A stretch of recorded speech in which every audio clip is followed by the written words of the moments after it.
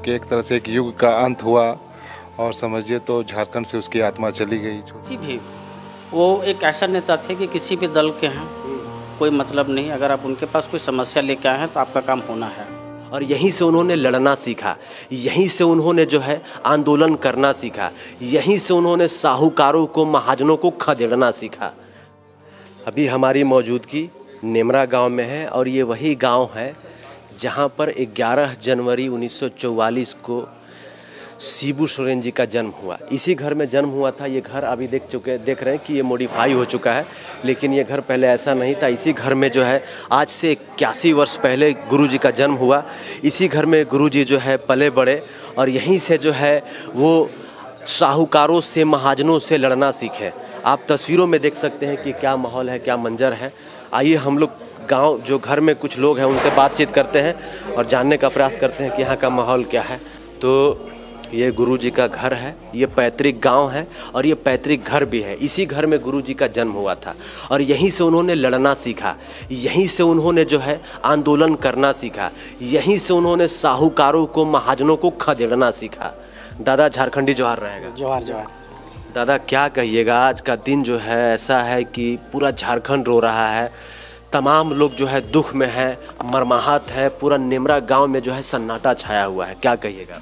बहुत दुख है, हम लोग को बहुत दुख लग रहा है। गुरुजी इसी घर में पैदा हुए थे ना? इसी घर में पैदा हुए थे। आपका घर कहाँ है? मेरा घर चौड़ा हो गया। हम आपको दिखाते हैं वो कौन सा घर है जिस घर में गुरुजी पैदा हुए। देखिए ये वही घर है जिस घर में गुरुजी पैदा हुए। ये देखिए ये मिट्टी वाला, वैसे आज भी वैसा ही घर है, आप तस्वीरों में देख सकते हैं। यही घर है। हाँ यही घर है वो, है ना? हाँ।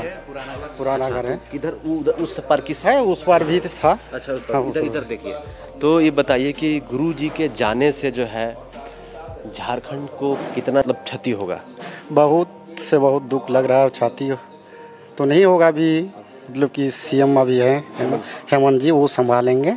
अच्छा ये बताइए कि गुरुजी के बारे में कुछ बताइए ना। जो आपके पिताजी या आपके दादाजी कुछ उन कहानियाँ बताते होंगे कि कैसे वो साहूकारों से लड़े, कैसे वो जो है गरीब परिवार से उठ के इतने बड़े आंदोलनकारी बने, राज के 3-3 बार मुख्यमंत्री बने, सांसद बने, देश में कोयला मंत्री बने। वो महाजनी की प्रथा के खिलाफ वो शुरुआत लड़ाई की थी और उसी के कारण मतलब कि आज झारखंड राज का ये मिला है। तो देख सकते हैं ये घर है। यहीं पर जो है कल 2 बजे इसी गुरुजी के गांव में जो है 2 बजे कल जो है अंत्येष्टि होएगा। आप देख लीजिए उधर भी जेएमएम के काफ़ी लोग अंदर कार्यकर्ता बैठे हुए हैं। चलिए हम लोग जानने का प्रयास करते हैं। आइए दादा, आप लोगों को झारखंडी जोहार रहेगा। सबसे पहले जोहार है। क्या कहिएगा दादा, आज पूरा झारखंड रो रहा है, पूरा झारखंड मरमाहत है, गमगीन है, क्या कहेंगे इस पर? देखिए इस पर एक चीज़ कहना चाहेंगे कि जो झारखंड मुक्ति मोर्चा, जो पार्टी के हमारे जो निर्माता थे, एक योद्धा थे जो पूरा झारखंड को संवार के रखे थे, आज हम लोग के बीच छोड़ के चले गए हैं।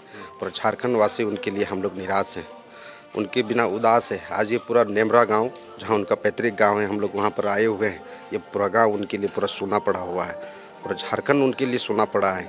आज हम लोग इस चीज़ को चाहेंगे, सोचेंगे तो एक ब्लैक डे के रूप में भी इस चीज़ को हम लोग मानते हैं, क्योंकि ये झारखंड को इतना बड़ा दुखद की घड़ी में सहने के लिए हम लोग नहीं बोल सकते हैं कि हम लोग किस पीड़ा से, किस दर्द से गुजर रहे हैं। पूरा झारखंड के जो कार्यकर्ता हैं, हम लोग इस चीज़ को बयान नहीं कर पा रहे हैं। हम लोग तो चाहेंगे कि और भी जो भी पार्टी के सक्रिय कार्यकर्ता हैं, झारखंड मुक्ति मोर्चा के जो मेन सिपाही हैं, भगवान उनको शक्ति दे, प्रदान करें और सहने की जो क्षमता हो वो अपने आप में करें। बाद बाकी जो हम लोग के वर्तमान में सीएम हेमंत सोरेन जी हैं, झारखंड को आगे और दिशा ले जाने की कोशिश करेंगे। क्या लगता है गुरुजी के जो आज इस दुनिया को अलविदा कह चुके हैं, झारखंड कभी नहीं भूल सकता है गुरुजी को। आजीवन झारखंड का तमाम लोग ऋणी रहेगा गुरुजी का। गुरुजी का जो है भरपाई कैसे पूरा होगा दादा, कैसे जेएमएम पूरा करेगी? देखिए गुरुजी के जो दिशा निर्देश जिस आधार में झारखंड के लिए सोचे थे, जिस आधार में झारखंड की दशा को बदलने के लिए वो सोचे थे, कहीं ना कहीं जो उनके जो कार्यकर्ता, उनके जो चेले हैं, आज वो उनके बताए हुए हर गुण एक एक चेला है, एक एक कार्यकर्ता के नस में है और उनके बताए हुए कदमों में एक एक कार्यकर्ता चलने के लिए तैयार है और झारखंड की दिशा और दशा को भी बदलने के लिए तैयार रहेगी। बताया जा रहा है कि जो है 3 दिन के लिए राजकीय जो है अवकाश घोषित किया गया है और 5 अगस्त को जो है यहाँ पर अंत्येष्टि किया जाएगा उनके पैतृक गांव में। हाँ, ये सही है कि जो सरकारी छुट्टी जो की गई है अवकाश दो दिन के किया गया है। कल हमारे जो निर्माता है झारखंड मुक्ति मोर्चा के निर्माता है, कल उनका पैतृक जो आवास है नेमरा, उनका बॉडी को लाया जाएगा। दाह संस्कार 2 बजे रखा गया है। हाँ, जितने भी माननीय शिबू सोरेन जी के, स्वर्ग शिबू सोरेन जी के चाहने वाले कार्यकर्ता हैं, कल पैतृक उनके गांव नेमरा में जनसैलाब होगा। झारखंड में पहली बार इतिहास होगा कि इस तरह से कोई अपना नाम छोड़ के गए हैं, जो हजारों चाहने वाले, लाखों चाहने वाले, करोड़ों चाहने वाले कार्यकर्ता हैं उनका है। क्या कहिएगा सर? निःशब्द हूँ।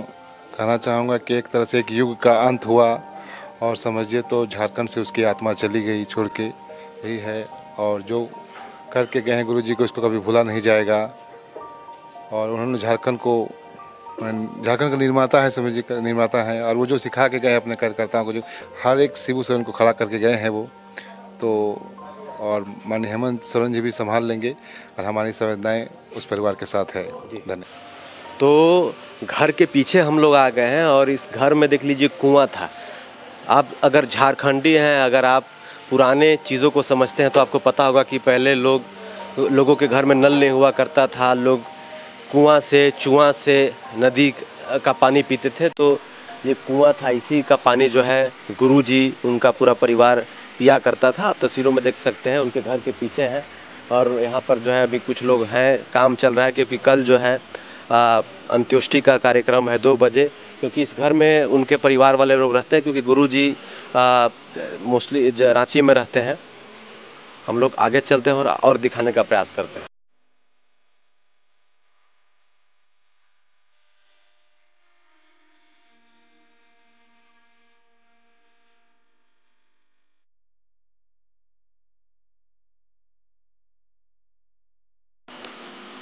तो अभी लगातार हम आपको गुरुजी का घर दिखा रहे हैं, जहाँ पर वो पैदा हुए, जहाँ से वो बड़े होकर, जहाँ से वो खेलना सीखे, बड़े होकर सब कुछ करना सीखे, समझना सीखे।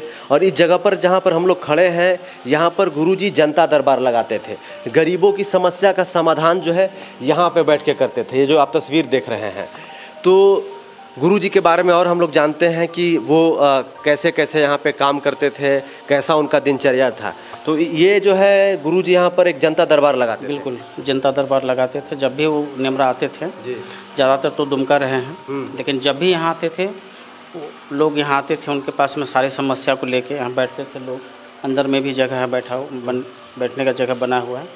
सारे लोग आते थे, सारे लोग अपना अपना जो भी प्रॉब्लम है, समस्या है, सुनाते थे। तो यहीं से लोगों को, अफसर को फ़ोन करके समस्या का समाधान यहीं बैठे बैठे कर लेते थे। यहीं पे बैठते थे और जो समस्या लेकर आते थे, जो ग्रामीण वासी, जो गांव के शोषित वंचित, वो अपनी समस्या बताते थे और गुरुजी एक फ़ोन पर समस्या का समाधान कराते थे। बिल्कुल, मतलब किसी भी, वो एक ऐसा नेता थे कि किसी भी दल के हैं, कोई मतलब नहीं। अगर आप उनके पास कोई समस्या लेके आए हैं तो आपका काम होना है। अच्छा, किसी भी दल और पार्टी से मतलब कोई मतलब नहीं, पार्टी और दल से। आप अगर कोई भी समस्या लेके आए तो काम आपका होता था। कोई भी समस्या लेकर, कोई भी समस्या, हाँ जी। तो कोई किसी भी आप दल के हो, चाहे किसी धर्म के हो, किसी भी जाति के हो, अगर आप गुरुजी के दरबार में आते तो आपका समस्या का समाधान टेलीफोन के माध्यम से होता था। तो आप समझ लीजिए कि गुरुजी का व्यक्तित्व क्या था, गुरुजी का व्यक्तित्व किस प्रकार का था। हम लोग शब्दों में डिस्क्राइब नहीं कर सकते हैं। हम लोग जितना गुरुजी के बारे में जानते हैं, या आप जितना गुरुजी के बारे में जानते होंगे, किताबों में पढ़ा होगा आपने, या तो कहीं ना तो कहीं किसी से सुना होगा। लेकिन जब हम लोग उनके घर में आए हैं, उनके गांव में आए हैं, उनके गांव के लोग, उनके रिश्तेदार, या उनके जो सहपाठी रहे हैं, या उनके गांव के लोगों ने जो सुना है, देखा है, वो जो है गुरुजी के बारे में जो बता रहे हैं, बयां कर रहे हैं, वो सुन के ऐसा लग रहा है कि उस ज़माने में गुरुजी ने क्या क्या संघर्ष किया है। हाँ, बताइए ना। जैसे कि कुछ कार्यक्रम होता था घर में, तो हर एक व्यक्ति से वो पूछते थे, खाया कि नहीं, कैसा है, तुम्हारा बच्चा पढ़ रहा है कि नहीं पढ़ रहा है, बच्चा पढ़ाना है, दारू हंडिया मत बेचो, उससे बढ़िया है तुम बकरी पालो, गाय पालो। ऐसा उनका एक बहुत बड़ा रोचक बात था कि हमेशा लोगों को सजेस्ट करते थे कि दारू हड़िया से बाहर निकलो।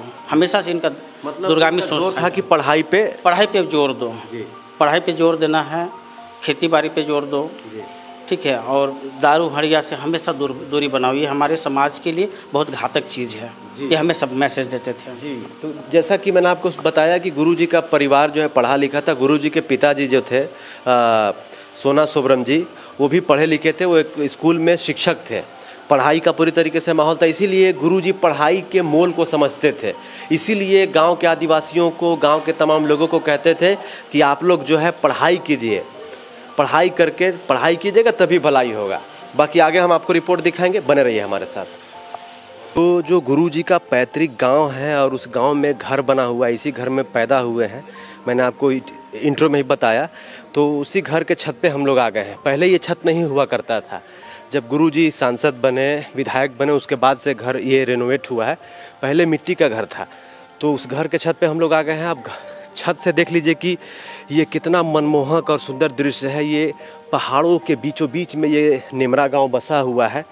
और जब उनका जन्म हुआ था उस समय हमारा देश आज़ाद भी नहीं हुआ था। उनका जन्म 11 जनवरी 1944 को हुआ था। तो ये गांव देख लीजिए, और गांव जो है गांव के चारों साइड जो है आपको सुंदर सा, खूबसूरत सा आपको पहाड़ नज़र आएगा। तो इसी खूबसूरत से और सुंदर गांव में जो है गुरुजी पैदा हुए थे। उस समय जब पैदा हुए थे तो संसाधनों की भारी कमी थी। उस समय न मोटर गाड़ियाँ हुआ करती थी, न टेलीफोन हुआ करता था, कुछ भी नहीं हुआ करता था। उस समय जो है वो महाजनों से, साहूकारों से लड़ते थे। तीर धनुष का प्रचलन उस समय ज़ोरों पर आना शुरू हुआ। तीर धनुष का प्रचलन तो बिरसा मुंडा के समय से है, लेकिन उस समय और जोर पकड़ लिया।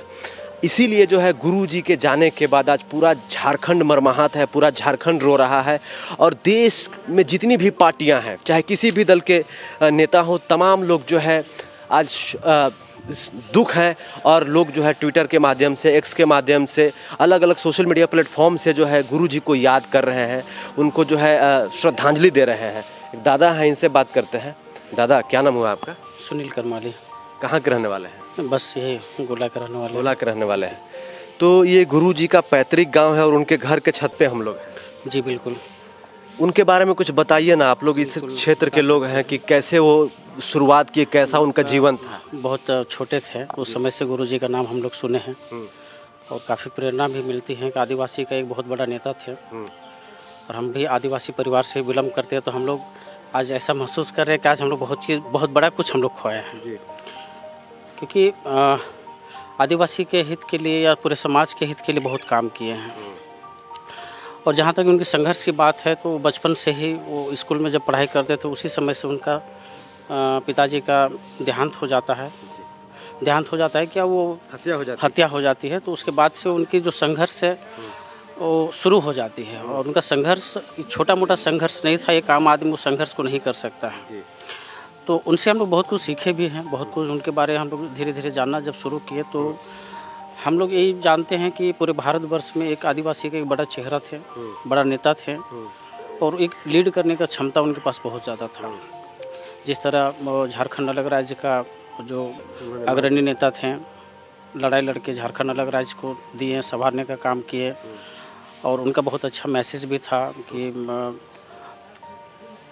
शराब से लोगों को दूरी बनाने के लिए बोलते थे, बेरोजगारी, अशिक्षा से बोलते थे कि हमेशा शिक्षित रहो तभी आगे कुछ कर सकते हैं। तो बहुत सारे उनका उदाहरण हैं जो हम लोग आज भी अमल करते हैं उन चीज़ों को।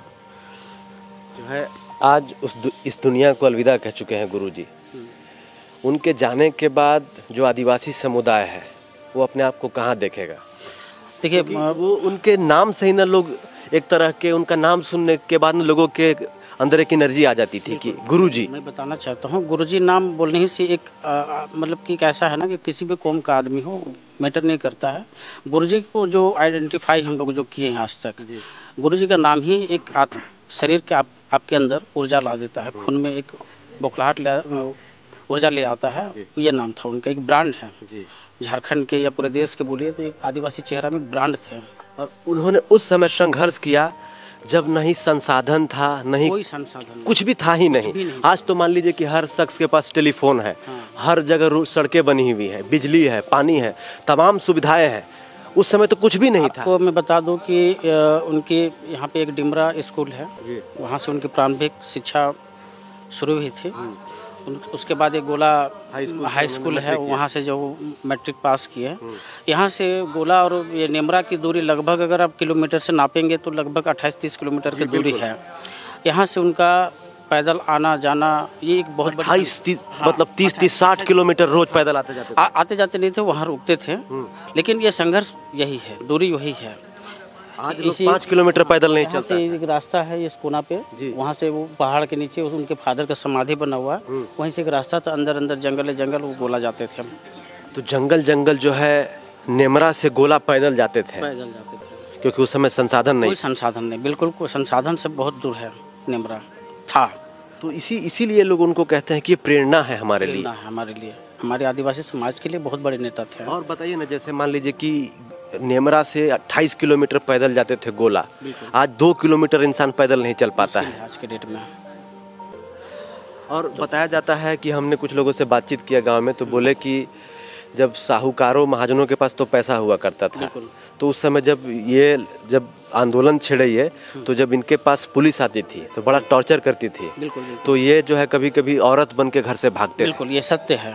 वो इंदिरा गांधी के समय का ये घटना है। उनका जब एक वारंट निकल गया था वो उनका तीर धनुष का लेके कि उसको जो है कि पूरी तरह संपूर्ण बंद किया जाए, तीर धनुष भी एक हथियार है, तो उसी के लेके एक बार वो औरत बन के भी मिले थे इंदिरा गांधी से कि मैं ही हूँ शिबू सोरेन। तो ये बहुत बड़ा रोचक घटना है उनका जीवन का, और उनके संघर्ष को एक ऐसा बयान कर नहीं सकते हैं, और शब्द नहीं है उनका संघर्ष के बारे में बोलने का।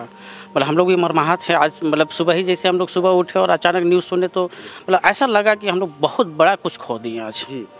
तो आप समझ सकते हैं कि जिनसे भी हम बात कर रहे हैं उनके चेहरे पर एक जो है भाव है, वो अंदर ही अंदर टूट गए हैं, रो रहे हैं।